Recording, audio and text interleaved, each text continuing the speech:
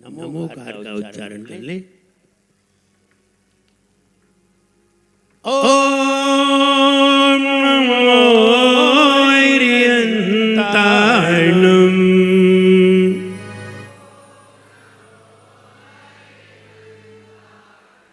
ओम नमो सिद्धाणम।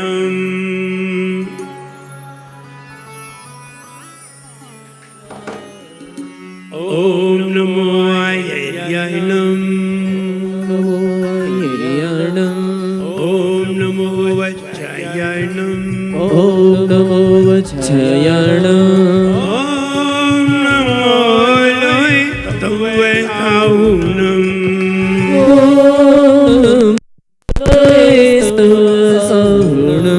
ओम नमो लोहितवैताहुनम।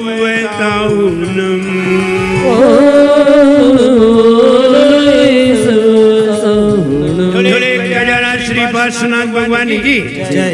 एक जरा श्री महावीर भगवान की जय। परम पूज्य जय गुरुवर श्री विराट प्रकृति गुरुदेव की जय। हिंसामयी जैन धर्म की जय। बोले परम पूज्य चरणाचार्य भगवान गुरुवर श्री विनम्र सागर जी गुरुदेव की।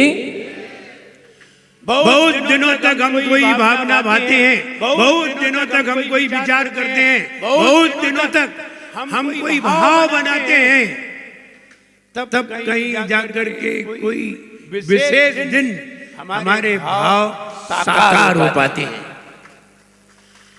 बहुत बार सोचते हैं अब की बार महाराज आएंगे, हम चौका लगाएंगे, हम चौका लगाएंगे, अब की बार आने दो, अब की बार आएंगे तो लगाएंगे। कितने बार सोचते हैं, तब कभी महाराज के आने पर चौका लगाने का विचार बन पाता है। ऐसे नहीं बन जाता।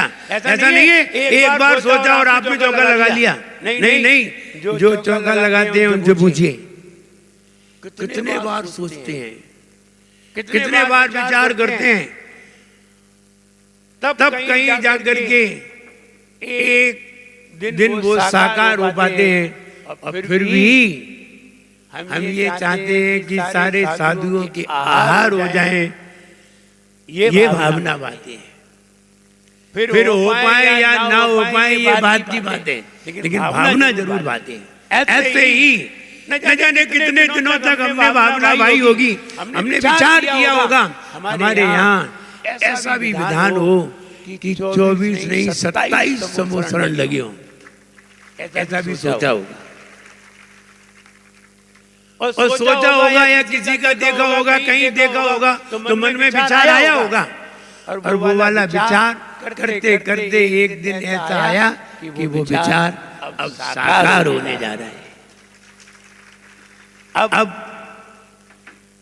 सामने समोसरण लगे दिखाई दे रहे हैं, और बस कल भगवान को विराजमान होने दो, ये पूरा पांडाल ही मंदिर में परिवर्तित हो जाएगा। फिर तुमने मंदिर में 1-2 वेदी देखी होंगी, यहाँ 27 वेदी एक साथ देखोगे। आपके मंदिर में 3-4 वेदी होंगी, 5 होंगी, इतनी ज्यादा नहीं होंगी। यहाँ 27 वेदी निर्मित की गई हैं, और 27 वेदी पर अलग अलग, ऐसा नहीं है कोई भी वेदी खाली होगी, नहीं, सब वेदी भरी होंगी।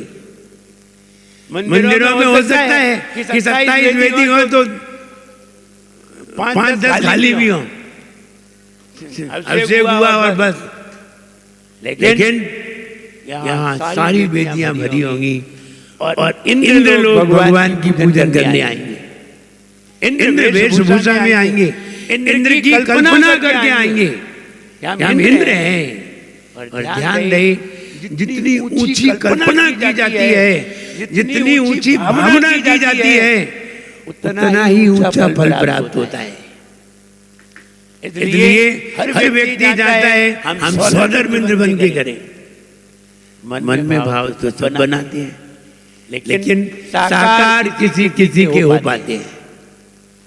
मन में सभी भाव बनाते हैं हम चक्रवर्ती बने, लेकिन साकार किसी किसी के हो पाते हैं, हर किसी के नहीं हो पाते। ध्यान रहे व्यक्ति की प्रतिष्ठा,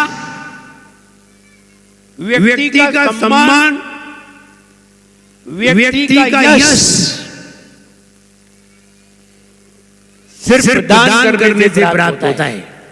धन का त्याग करने से प्राप्त होता है। और धन का त्याग करता है तो अपने आप उसकी प्रतिष्ठा होती है। ऐसा नहीं है कि वो प्रतिष्ठा के लिए त्याग करता है, वो त्याग करता है इसलिए प्रतिष्ठा होती है। और जब दान देता है, जब सबको पता चलता है कि हमारे नगर में ये व्यक्ति चक्रवर्ती पद को प्राप्त हुए हैं, तो अपने आप सभी लोग उस व्यक्ति को जान जाते हैं। और केवल यही नहीं जानते हैं, आगे भी जानते हैं। भविष्य में अलग अलग मोहल्ले के अलग अलग नगर से भी लोग आएंगे। जरूरी नहीं है भोपाल के ही हो, बाहर के भी हो सकते हैं। और बाहर के लोग आएंगे और जब देखेंगे तो निश्चित है उनका यश, उनकी प्रतिष्ठा चारों ओर फैलती है और लोग उसे देख करके बड़े आनंदित होते हैं। कभी कभी उसके द्वार पर भी लिखा रहता है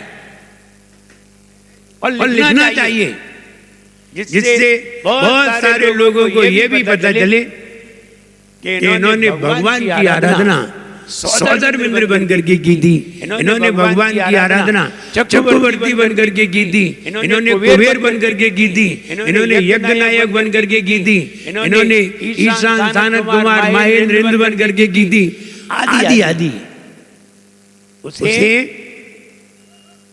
एक ऐसा चित्र बनाना चाहिए जिससे कि आने वाले लोगों को, आगंतुक लोगों को ये बात पता चले।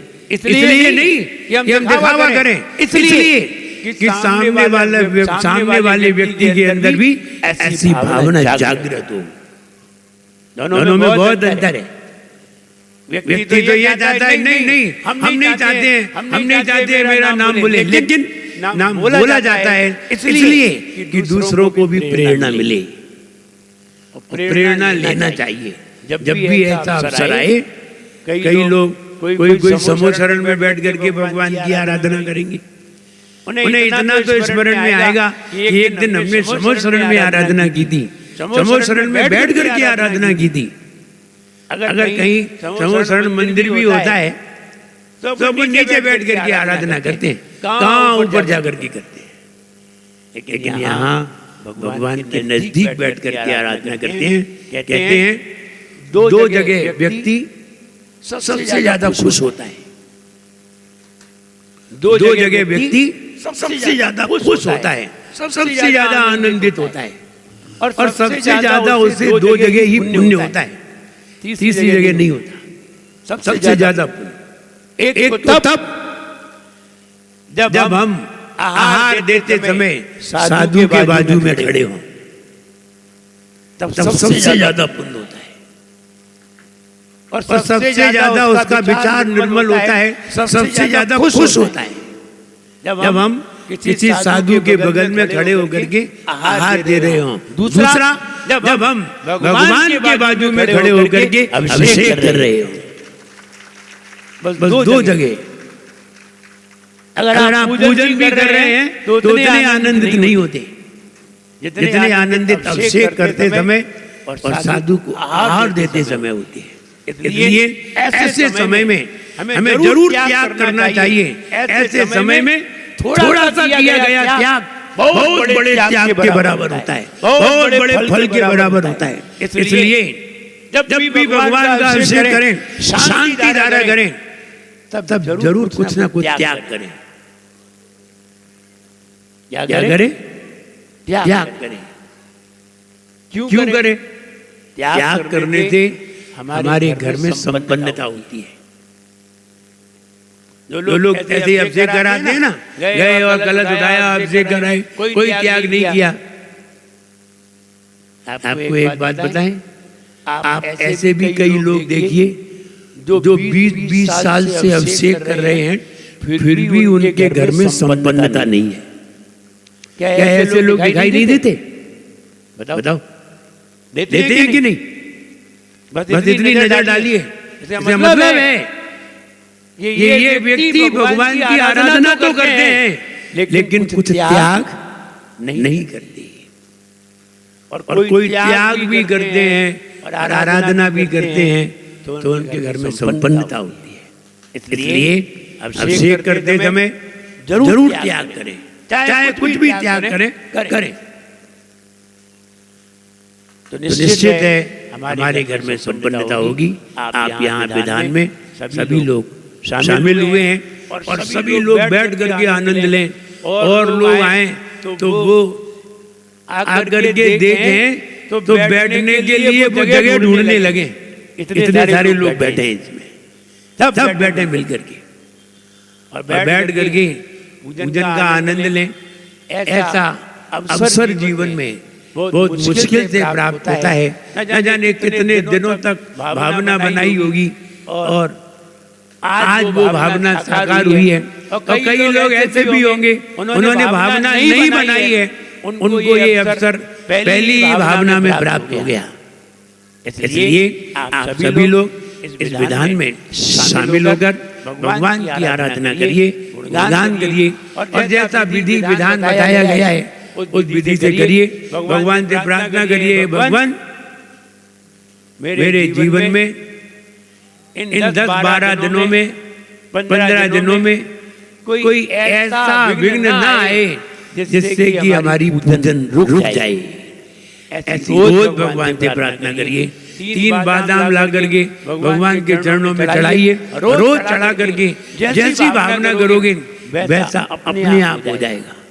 लेकिन 3 बादाम रोज चढ़ाना चाहिए, और चढ़ा करके जो भावना करोगे जैसी करोगे अपने आप वैसी सफलता तुम्हें प्राप्त होगी। इसलिए कल से ये विधान प्रारंभ होने जा रहा है।